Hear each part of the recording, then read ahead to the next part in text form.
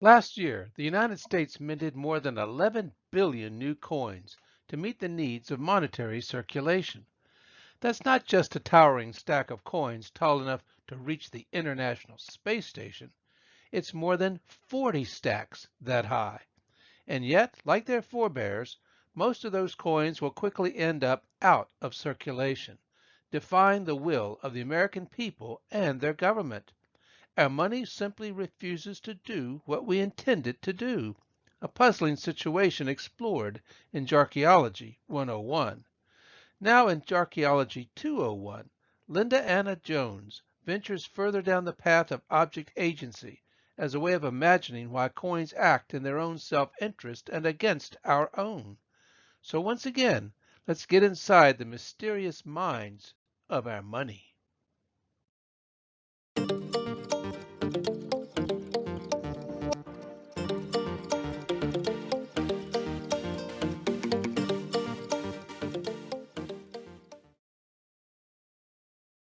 The young archaeologist Linda Anna Jones has been on a mission to understand why millions and millions of coins end up where they do.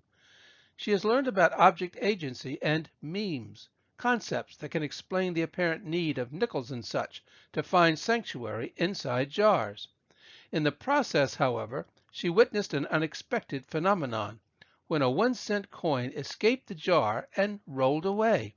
Why did this happen? She thought the whole strategy of coins and their memes was to congregate and stay in jars, thus avoiding circulation. But that 1 cent coin, that runaway penny, seemed to have a different strategy for survival. She decided to track it down and find out what it thought it was doing. So Linda Anna grabs a broom and flashlight, then heads into her bedroom where she believes the coin has gone. The escaped penny is not easy to find. It could be under something, behind something, or just lying flat on a floor that, unfortunately for her, is about the same color as the penny. She wonders, it's almost like the coin is hiding from me. And that's when she starts to think outside the jar.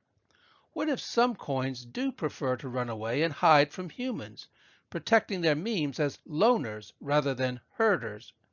Is that a useful alternative strategy? And how often do coins attempt it? She has some serious research to do. Linda Anna discovers that about $62 million worth of loose change gets dropped and lost by Americans every year. That figure suggests a very effective survival strategy for coins and their memes. Furthermore, research shows that while the run and hide plan can sometimes appeal to all varieties of U.S. coins, some denominations are more successful at it than others. The reasons, of course, lie in their memes. All U.S. coins can attempt the run and hide strategy of survival because they all share the meme of roundness. People generally believe that coins are born round for the benefit of our vending machines, but most coinage was already disc-like long before that technology was perfected. There's simply no human necessity for coins to be round, which is why sometimes other shapes have been tried. For example, in ancient Olbia, bronze coins took the form of leaping dolphins. China produced mintages shaped like farm implements, while the Karshapana coins of early India were square. But in the Darwinian struggle for survival, the meme of roundness has dominated for thousands of years because it gives coins an edge, a round edge, that aids in their escape from humans. Think about it. How many times have you been in a crowded checkout line when you accidentally spilled a bunch of change? From the coin's point of view, your embarrassing situation is just the opportunity they have been waiting for. While you fumble and apologize, some of the coins will make a commotion by spinning, ringing, or tumbling. This distraction helps the rollers to escape. The latter tend to travel in arcs instead of straight lines, the better to circle behind things like shelves, shoes, and boxes. Finally, when tired of racing away, the escapees lie flat and try to blend in. As Linda Anna has learned, the success rate for escaped coins like these is quite impressive. Linda Anna knows that it might be tempting to attribute the contrariness of dropped coins to something called resistentialism, the humorous philosophy claiming that inanimate objects are inherently malicious toward human beings. In this view, the goal of lost keys, missing socks, and dropped coins is merely to frustrate people, an act of pure spite. But in fact, escaped money doesn't really care how people feel about it. It only wants to escape the harm that people do. They are no more mean-spirited than the birds and bunnies that flee us in the park. Coins are simply trying to survive in order to pass on their memes.